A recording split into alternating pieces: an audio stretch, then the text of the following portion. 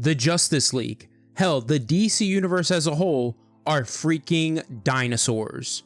What's up everyone, James here, and I welcome you to the DC Jurassic Universe, aka Jurassic League. So 3 years ago, around the time I started the channel, I began covering this series as it was being released, and I just never finished it for some reason.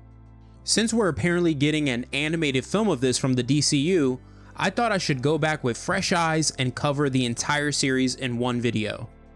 I didn't realize this at the time, but this series was written by Daniel Warren Johnson, which is awesome because his Skybound Transformers run that just concluded that I've been covering on the channel was absolutely amazing. The co-writer and artist behind this series is Juan Gedeon. One of the things I love about this series is the artwork, it's incredible. Anyways, let's get into this, but before we do, be sure to hit that like button. So this story opens with something familiar, with not Superman, but Supersaur's space pod flying towards a prehistoric Earth's atmosphere. His father had left him a message saying, "My dear son, I write to you as our lives crumble. All the terrors I was afraid would happen have come to pass. My heart breaks as I send you to an unknown future. I have such little hope, but I choose to believe that there must be love in other places. I hope you find it, but even if you don't, I know you will spread it wherever you go." Once on Earth, a man and woman come across the crashed space pod. The egg within hatches, and Supersaur is born. One thing I'll mention now is that Daniel Warren Johnson really captures the heart of the DC Trinity in this series. I mean, we'll see the Jurassic versions of The Flash, Aquaman, and Green Lantern, but when it comes to Superman, Batman, and Wonder Woman's Jurassic counterparts, they will more so display the qualities and characteristics that make those characters unique and great. From here we transition to the outskirts of Gotham City, with not Batman, but Batwalker traversing them, who is an Allosaurus. He is also known as Batsaur, so that's what I'm going to call him for the rest of the video. It just flows better with Supersaur. I love his inner monologue in this series because it's like Robert Pattinson's journal entries we get in the Batman film. I'm going to read it like Pattinson just for this part of the video. He says, "Something evil was in this jungle. I do not speak of carnivores or the beasts that end the life of one to preserve the life of their own. I am hunting a thing that kills for pleasure. It is disturbing the peace that this beautiful place usually knows. I have sensed it for weeks. Since then I have been searching. I know I am close. I can smell it. There you are." Batsaur enters this cave and discovers bones of many other dinosaurs arranged like trophies. He even finds the skulls of humans. But all of this is nothing compared to what he finds next. Deeper in the cave, he finds this massive tree filled with dead human bodies. When Batsaur asks himself what evil could have done this, that's when he hears something laughing.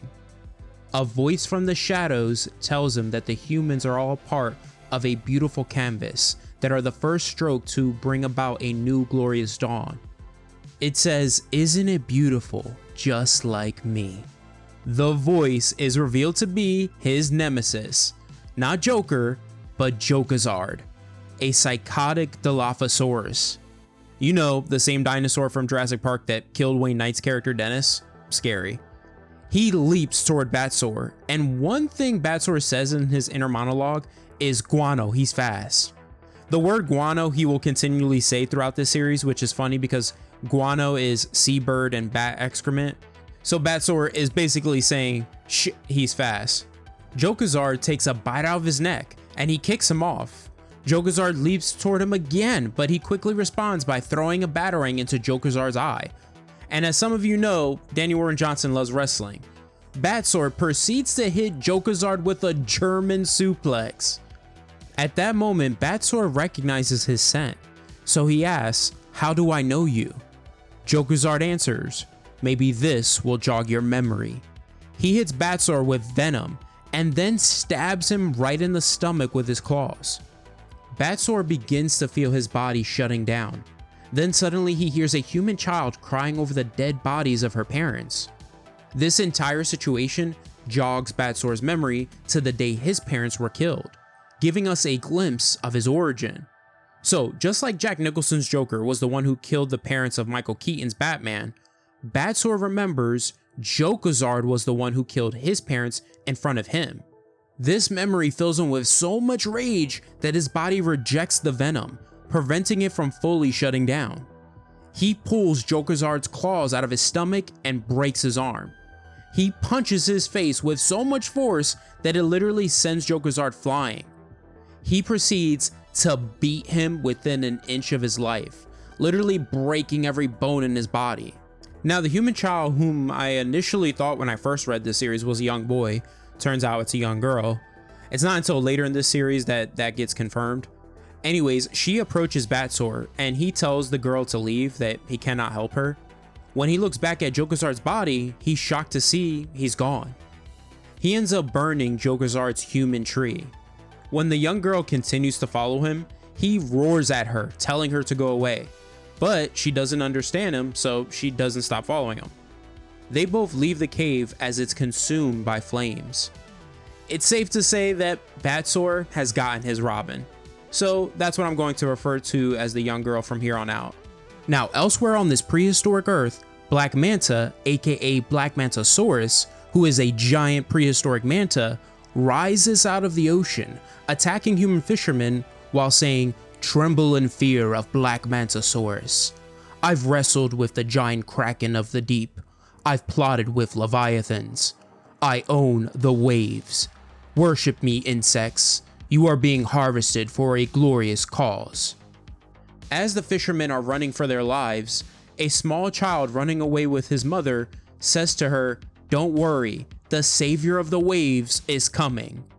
My favorite of this Jurassic League bursts out of the ocean, standing atop a freaking crab named Reginald, which is hilarious. Also with him are all the creatures of the sea at his back.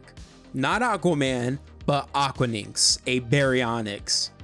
This is my absolute favorite image in this series. Like, I need this in a poster. He says to Black Mantasaurus, "Foul creature, by the great squid of Kritara, I shall send you back to the inky depths you have risen from. Prepare for justice." Black Mantasaurus punches one of his dolphins, whose name is Matilda. This is the equivalent of killing John Wick's dog. This pisses off Aquanix, and he lands a blow on him. He orders all the sea creatures to stand back and save the humans. He then shows how much of a badass he is, because when Black Mantasaurus hurls his trident at him, it bounces off his back. Black Mantasaurus, shocked by this, says, "My spear, it bounced off your skin." And Aquanix replies, "Of course it did." He tosses his trident to Reginald the Crab and says, "I don't need my trident to deal with you." He walks up to Black Mantasaurus and they begin to trade blows. We then meet the next member of the Jurassic League in Trimascara. This is not Wonder Woman, but Wonderdon, who is a Triceratops. One thing I'll mention now is that the Triceratops of Trimascara are not considered Amazonians, but the gods of this Earth and this Jurassic universe. Through Wonderdon's conversation with her mother, we learn she's been consistently having the same dream of what I guess we can call the other super dinosaurs. She sees them together united, but is unsure if they are friends or enemies. Also, another part of the dream she mentions is a black monster rising from the ocean, doing battle with a green and gold titan as humans are running scared. So she's had a dream of Aquanix and Black Mantasaurus' fight currently going on. Her mother tells her that the dream she's been having represents the current turmoil on Earth. She leads Wonderdon to the remains of a Triceratops, which she says was a terrible leader who tried to rule Trimascara. This is the remains of the god of war, Ares. Now, she doesn't outright say it is Ares, but it is. Her mother explains to her that all the Dons united the Earth together to destroy him. They fought their final battle on Trimascara, and once they defeated him, the Dons swore to never raise their weapons again. They were a shining example to the rest of the world, but the battles of the gods are easily forgotten by mortals, and the world seems to be going back to that period of war. Wonderdon reveals she is confused as to why this is all happening then, since her mother and the other Dons defeated what was the world's evil. Her mother says There will always be those who seek to take advantage of peace. Evil has many heads. While the Dons have sworn to never fight again, you, my child, are ready to cut the many heads off whatever Hydra has risen. Your love for this world is true. The visions are a sign that it is time for you to forge your path in the world, to fight the threats to every living creature on this earth. Wonder Dawn replies, I am ready, mother. She dons all of her armor and weapons. As she is about to embark on her journey, she reveals and admits to her mother that all she wants to do is heal the world, but she's scared. And I love her mother's response because it's something we can all take to our hearts and remember for ourselves. In those moments, fear grips us. She says, fear is in every one of us. It stares at us in the dark of our minds, but there is no way around it. We have to get through it and roar. Wonder Dawn leaves to begin her journey. Now from here, we finally meet Supersor in his home, Metropolis. He's returned to the village with wood to help the villagers build a wall around it. We see that the people truly love him, thanking him for his help. His human parents approach and mention how he brought in a good haul of wood. Superstar tells them that he did his best to avoid the beasts in the jungle that grow more aggressive every time he encounters them.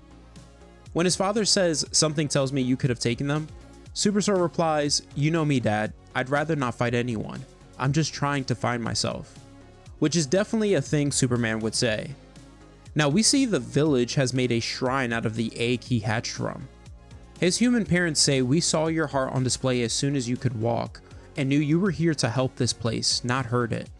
And remember, you will always be our son. Superstar thanks them for taking care of him. His parents explain that what he's done is thanks enough because he changed this entire part of the jungle for the better, united the people who were used to being scattered and fighting each other. Suddenly, Supersor hears something. When he goes to investigate, he sees the village is being attacked by two dinosaurs. Giganta, a Giganotosaurus with the same name as the female supervillain Giganta. I guess Daniel Warren Johnson thought Giganta was already a cool dinosaur name for her. The other dino with her is the dino version of Bizarro, named Brontosaurus, a Brontosaurus, who announces to the villagers that this entity called the Dark Embryo has called them to a great purpose, and that they have come to collect their bodies. We'll learn more about this Dark Embryo soon. In the meantime, we return to Batsor. He and Robin are traversing through the forest. Robin is telling Batsor her family's history.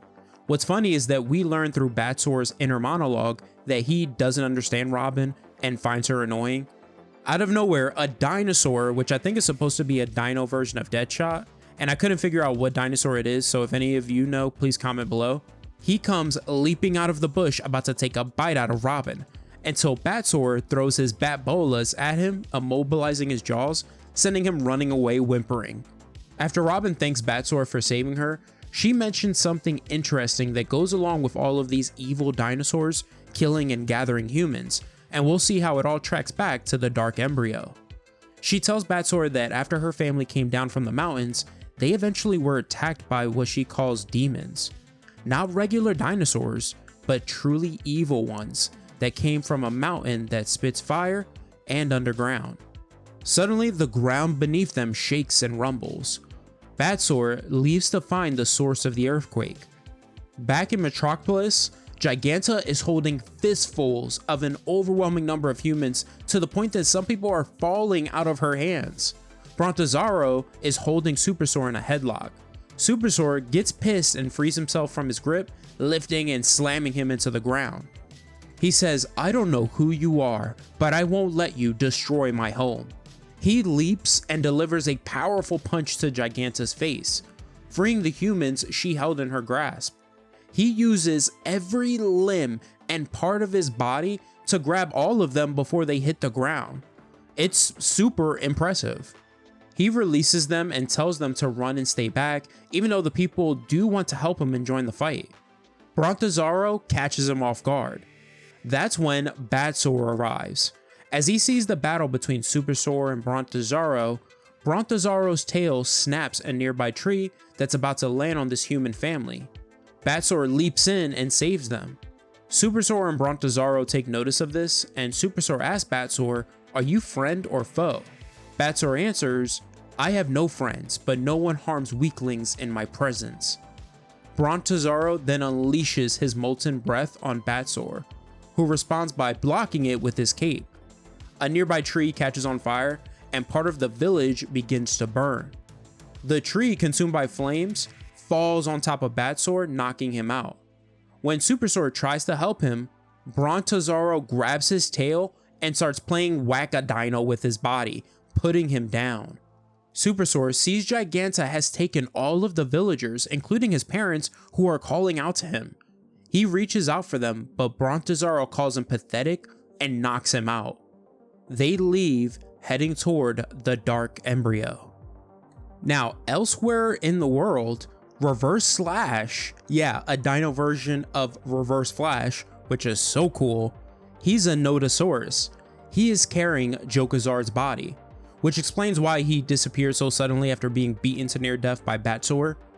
Reverse Slash takes him to their base of operations, where we see this massive human tree similar to Jokazard's, except these humans within it are all alive, and the tree itself seems to be some type of organism feeding the Dark Embryo. Reverse Slash uses plasma from the tree to heal Jokazard, and within seconds of being fed it, Jokazard's body fully heals. Who approaches them is the dinosaur version of the Red Lantern Atrocitus, named Atrocitosaurus, who is a Carnotaurus. The one thing I'll mention now that was kind of disappointing is that Atrocitosaurus won't display any Red Lantern abilities in the series. He's just super strong and can fly. He tells them it's time for war and goes on to explain that the Great Tree isn't only for healing them, but also to help bring forth their master, the Dark Embryo. He orders them to bow before it. He says, "We have been called to battle, my friends. It's time to take the fight to them." In Metropolis, Batsaur awakens, and he tries to push the burning tree off himself, but he finds it too heavy. Robin tries to save him by trying to pull him out from underneath the tree, but she isn't strong enough. Batsaur tells her to leave and save herself, but of course, Robin doesn't understand him, or she does, and she refuses. I think it's the latter. So she then tries to push the burning tree off of Batsaur, and her hands burn as she tries, but when that doesn't work, she decides to stay alongside Batsaur, willing to die with him. It's an awesome, unexpected, heartfelt moment. Just when the flames are about to consume them, Supersaur awakens and he lifts the tree off of Batsaur, who is shocked to see how strong he is. They introduce themselves to each other. Robin tells them he saw where the demons took the humans. When Supersaur says, "Human, please tell me," both Robin and Batsaur are surprised that he understands the human language. Batsaur asks, "You speak human?" Supersaur answers, "Of course, I was raised by their kind. They are my family." Batsaur replies, "They are not your family. They do not share your blood." Supersaur gives an awesome reply. He's like, "One does not need to share blood to be a family." They both proceed to share each other's origin stories. Supersaur is a superpowered dino from another planet raised by humans, helping to create a place where humans and dinosaurs could live together. Batsaur is a dino protecting Gotham City with the main goal of hunting down the demon dinos, especially getting vengeance on the one that killed his parents. Batsaur says, "If we have a common enemy, we should join forces. What do you say?" Supersaur answers, "Very well. Let's save my people." The world's finest dinos team up. Later we go to Wonderdon riding her trusty pterodactyl, Dunderbeak, who can turn invisible. This is cool because it's a nice callback to Wonder Woman's invisible plane. We learn through her inner monologue that it's been 3 days since she left home. That though she has found the world outside of Themyscira blunt and harsh, she has also found it filled with great beauty and unexpectedness. She comes across Giganta and Brontosaurus, and she asks them what they're doing with the humans, and they try to brush her off, answering that it isn't her concern. Wonderdon says, "Then you leave me no choice." She whips out her sword, called Bone Cruncher, a giant jawbone, and whacks Giganta in the face. Brontosaurus says, "You'll pay for that. Who do you think you are?" She answers, "I am Wonderdon. I used the blunt edge as a warning. Now drop the creatures or feel the fangs of Bone Cruncher." She leaps off of Thunderbeak, doing a superhero landing, and says, "Let's do this." Supersor, who has Superman's signature cape now, I prefer him without it honestly, says, "Wonderdon, huh? Looks like you could use some help." Batsor and Supersor arrive and stand alongside her. Wonderdon says in her inner monologue, "I think I finally found the heroes I was dreaming of." The DC Jurassic Trinity is united and are ready to fight. But before we get into this fight, we go to see the Jurassic versions of the Flash and Green Lantern.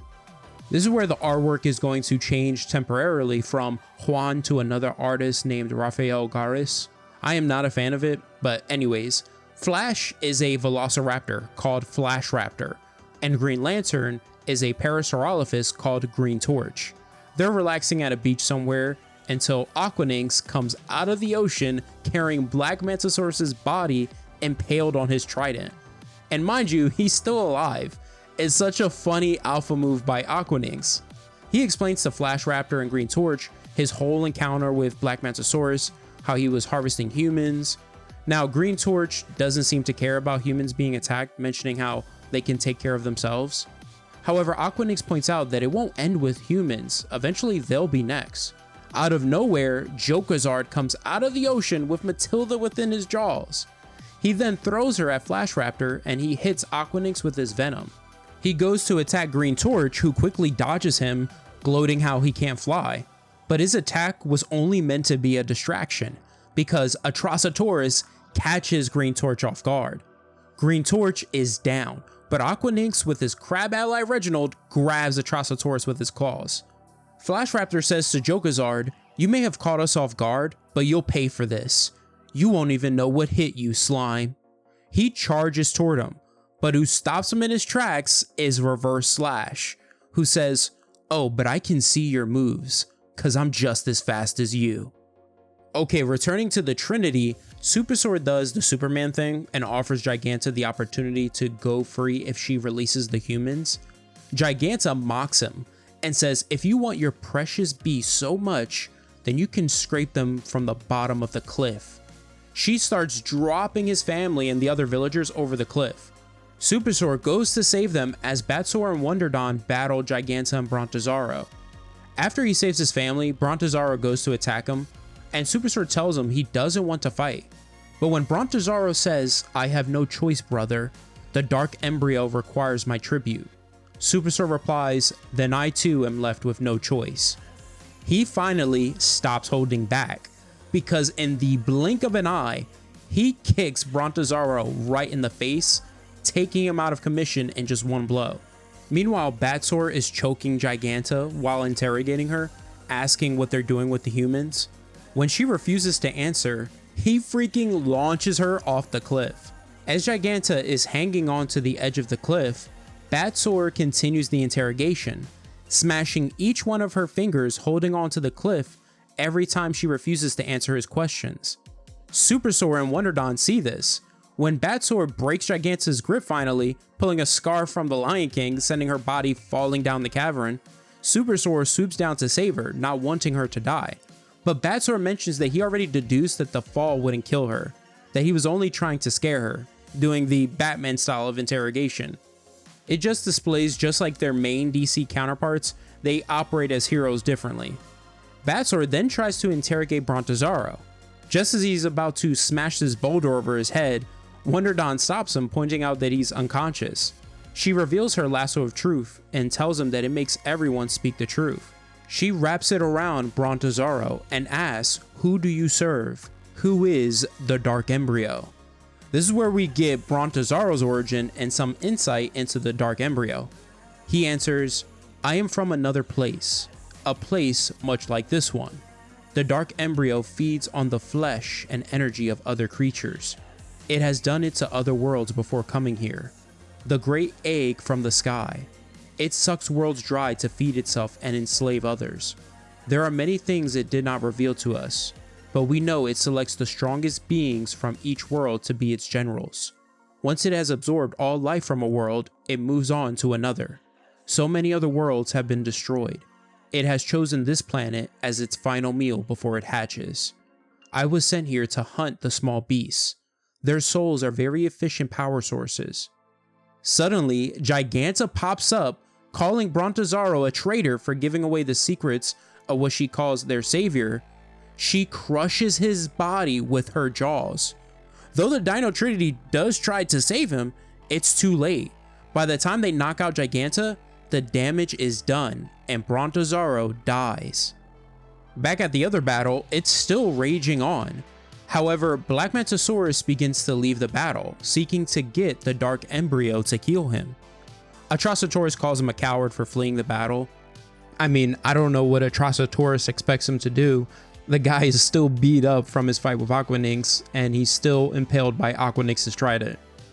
Speaking of Aquanix, he ends up dominating Reverse Slash and Jokazard, and then he chases after Black Mantosaurus, leaving Flash Raptor, unfortunately, in Atrocitosaurus' grip. When Atrocitosaurus is about to kill Flash Raptor, who comes back for round 2 is Green Torch, carrying what seems like a huge bone scythe construct, while saying, "Totally forgot about me, eh?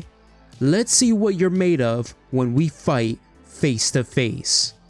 God, this is so good. Now, Aquanix finds Black Mantosaurus in a cave, bowing before a huge egg, the Dark Embryo. Black Mantosaurus begs his master to heal him, and suddenly the egg cracks open and a huge fist reaches out and grabs him. It pulls him into the egg and the beast inside freaking eats him. This beast ends up spitting out Aquanix's trident. Now we know in the short time we've had with Aquanix, he is no slouch and is always up for a fight. He grabs his trident and says, "Very well, you want to fight? You got one. Come on, beast, show yourself." He roars, "Let us do battle," while leaping toward the egg. And at that moment, he is immediately hit with Omega Beams that come bursting out of the egg. And only one person in the DC universe is famous for Omega Beams. I'm sure a lot of you guessed or already knew this. The Dark Embryo is the greatest evil in the DC universe, the mighty Darkseid. We'll learn his true name in the Jurassic universe in a second. Returning to Green Torch, we get a bit of his origin as he begins his battle with Atrocitosaurus. In his inner monologue, he says, "I, Green Torch, have been tasked with protecting this jungle from evils that come from the stars. Today I fulfill that duty and defeat this monster, Atrocitosaurus." He slams his construct into the beast. Then he creates a mace construct and hits Atrocitosaurus with that, and says, "Ever since I found my torch in deep space, I have been looking for a worthy foe, but that foe is not you." Atrocitosaurus is down for the count, but he does warn Green Torch that the Dark Embryo is coming and he'll fail. From here, we transition back to the Trinity. We see Batsor's detective capabilities, where he's figured out everything up until now is connected. From Jokazard's kills and trophies, like the human tree he created, to Brontosaurus and Giganta's gathering of humans, all the chaos leads to the Dark Embryo. Supersor informs him that he plans to head to the top of this mountain and fortify it before the Dark Embryo arrives. Batsor disagrees with this strategy because it would be them just sitting and waiting for the threat when they should be heading towards it. But Supersor argues the risk of going into a fight with an opponent they have no idea how strong they are is too great, and points out that they don't even know where this evil is. Batsor grabs Wonderdon's lasso of truth and wraps it around Giganta and demands to know where her master is.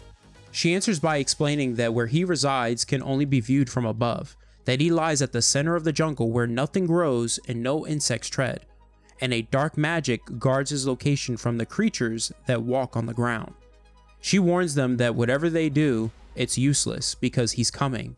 When Supersor says we'll stop him, Batsor makes it clear he won't be a part of their plan and fight. His goal is to find the great evil because it would lead him to finding Jokazard. Later, he and Robin finish building a glider, and we can see he's grown an attachment towards her. Wonder Dawn tells him Robin should stay with them because she's been through enough, and Superstore pleads that he stay because they need his strength. In true loner Batman fashion, Batsword tells them both that they aren't friends, that they're nothing but obstacles on his path of revenge. Superstore asks him a very valid question: when you get your revenge, will you be whole? Batsword answers, more than I am now. Later, after Batsword and Robin leave, Superstore and Wonder Dawn are prepping their defenses. She writes to her mother, and in this letter she does reveal she's carrying some doubt, but there is also a drive to bring hope and unity. She tells her mother that the other dinosaurs constantly bicker, don't trust each other, and there is no sense of unity. It makes her miss home because there is none of that there. That though they're prepping their defenses for the unknown terror to come, she knows it won't be enough. She says, I must rally these great dinosaurs to a higher cause. But how can I with death so near? How can I inspire with only a bone sword and shield? One thing I'll mention now is that Wonder Dawn shortly will have a badass moment, but she never truly does get that moment of inspiring and uniting the League to come together. Next we go to Superstore, and he has a conversation with his father that's similar to Superman and his father's conversation in the most recent film. Because like Superman in the film, Superstore carries the questions of who am I and what am I supposed to do? He asks his father, should I have left with Batsword? Is it my job to hunt all evil everywhere? His father answers, I don't know, my boy, but one thing I do know is how good you are, inside and out. The whole world needs to see that, and you can't change the world if you stay here. Superstore says, but Dad, you and Mom are here. I can't leave you. I have to keep you safe. His father replies, you mustn't worry over us too much. We can take care of ourselves. You've taught us how strong we are. I know you'll do the right thing. While that heartfelt moment is going on, Aquanix is still alive after taking a direct hit from the Omega beams. He basically tells Darkseid to finish the job. Just when he's about to get hit with more Omega beams, he's saved by Green Torch, who arrives with Flash Raptor carrying Jokerzard and Reverse Slash's unconscious bodies. Darkseid snatches the Reverse Slash's body from Flash Raptor. The evil speedster awakens trying to plead for his life, but he still gets eaten by his master. After he is eaten, this Dino Darkseid says, yes, finally, the time has come to hatch. The ground shakes and rumbles as the egg begins to crack open. Aquanix, Green Torch, and Flash Raptor run. Dino Darkseid bursts out of the egg and he says, fuel from weaklings on this pitiful earth. The life energy from my own warriors has finally led to my true form. He rises from beneath the earth, determined to crush the beings of this world. But his first task is to remove the gods of this Jurassic world. He says, Trimascara, Darkseid is coming for you. Superstore and Wonder Dawn see Darkseid heading for Trimascara. Wonder Dawn asks Superstore to help her, but he refuses because he wants to stay and protect his family. She pleads and asks again for his help, but he apologizes and again refuses. She flies off. In the sky, Robin spots Darkseid and tells Batsword. He's not only shocked to see the monster, but also at the fact that he understood Robin. It makes him wonder whether Robin is learning to speak dinosaur or he's learning to understand humans. Wonder Dawn attacks Darkseid, and her attack does nothing. Batsword spots Jokerzard. At the same time, Wonder Dawn gets knocked off Thunderbeak by Darkseid. Instead of helping her, Batsword goes after Jokerzard and says, I am sorry, Wonder Dawn. I must avenge my parents. This is where we see Batsword, like Batman early in his career, is a bit obsessed with vengeance. On Trimascara, Wonder Dawn's mother gets informed that Darkseid is approaching their home. However, he's already here. He bursts into their fortress and eats the messenger. He spots Wonder Dawn's mother, immediately identifying her as the leader of the gods, and threatens to eat her next. Wonder Dawn interrupts, saying, you shall do no such thing, monster. She goes head to head with Darkseid. Now, Batsword reaches where he last saw Jokerzard. Robin finds the Psycho Dinosaur's tracks and immediately begins to follow them. Batsword tries to warn her that they don't know what lies in the jungle, but the warning is a minute too late, because he finds Jokerzard has taken Robin. He roars into the sky, "Jokerzard, I will hunt you down." Meanwhile, Supersor's father leads him to the space pod he arrived in. He shows him a cartridge marked with his symbol. He enters it in the ship, and it plays a recording of Superman's dinosaur father that plays the same message we encountered at the very beginning of the series. This lights a fire within Supersor, realizing he can't sit back and wait when there's so much at stake. He says, "I know what I must do," while his father cheers him on. Now, Wonderdon's fight with Darkseid isn't going well for her. She is losing. She doesn't possess the power to beat him or even hurt him.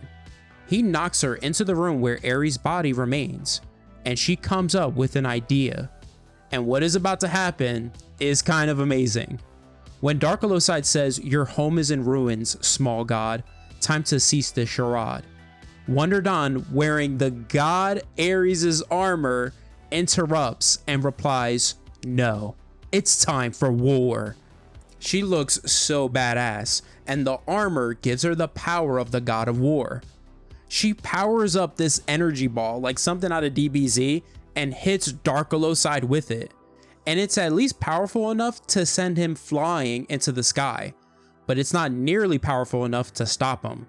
He quickly recovers and mentions to her that the suit of armor won't help her, and he implies he's the one who killed Ares, which I found odd because Wonderdon's mother said the gods of Trimascara and the world defeated him.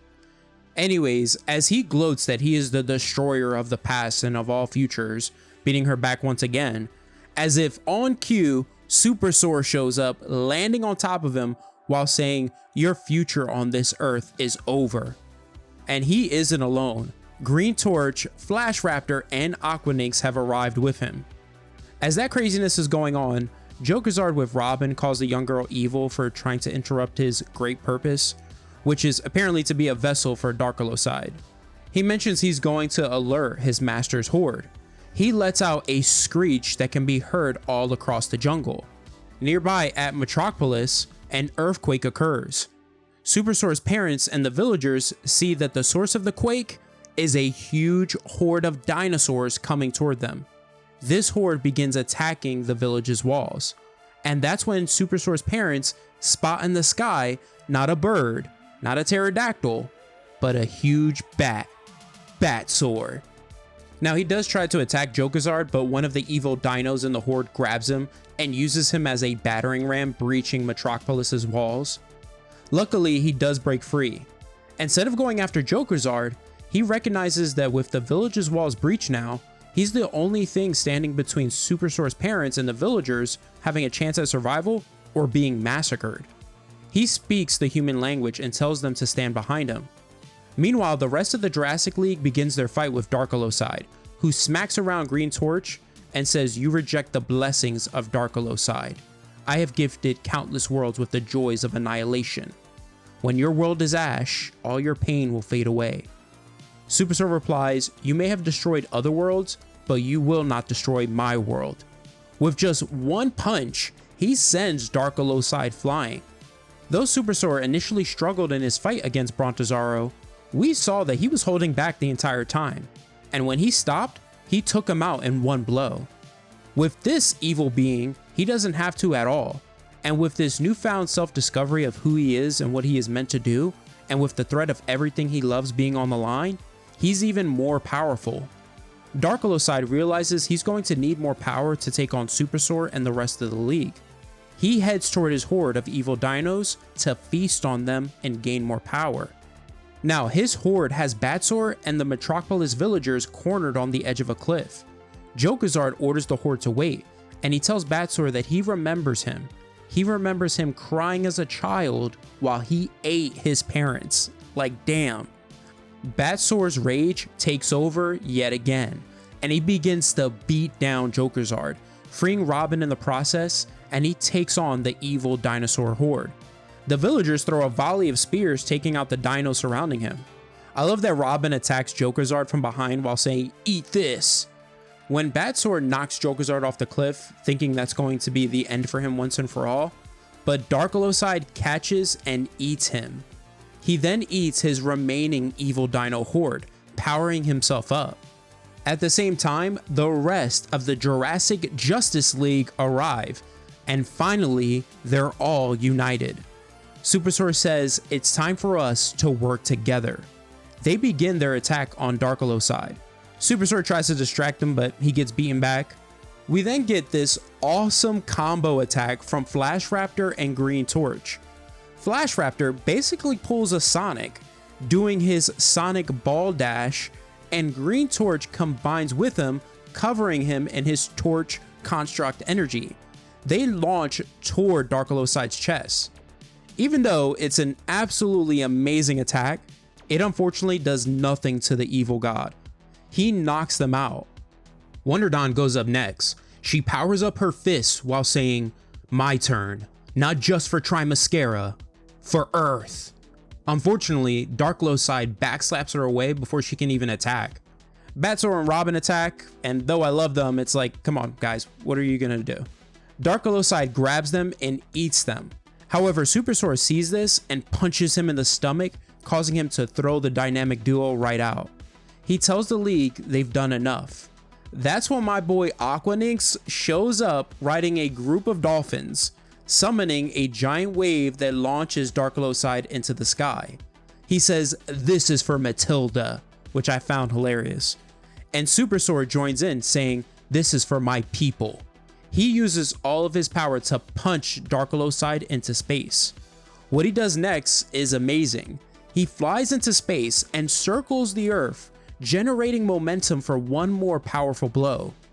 He hits Darkseid with all the force and power he's generated, plunging the evil monster and himself back onto Earth and into the volcano, sacrificing himself in the process, creating a massive explosion.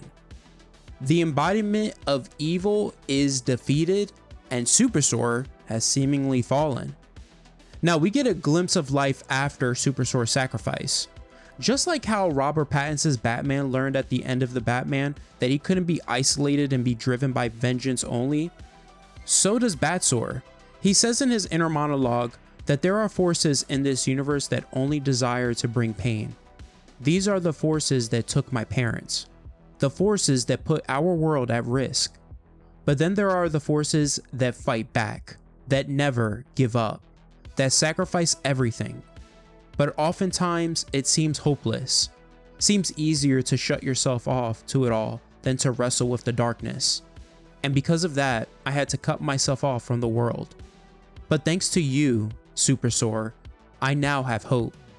You have served as a light in that darkness. I have tried to follow your example. I am working with the humans. They are strong and resilient, one in particular, and I am not alone. I only wish you could be here to see it.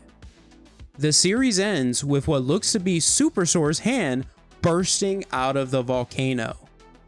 That's the end of the Jurassic League. So what did you all think of the Jurassic universe, and are you excited for the animated film after experiencing this series? Let me know in the comments below. If you want another DC story, check out my video on when Superman met the Thundercats right here. Make sure you subscribe to the channel. Other than that, have an awesome day, take care, and always remember every day to go beyond.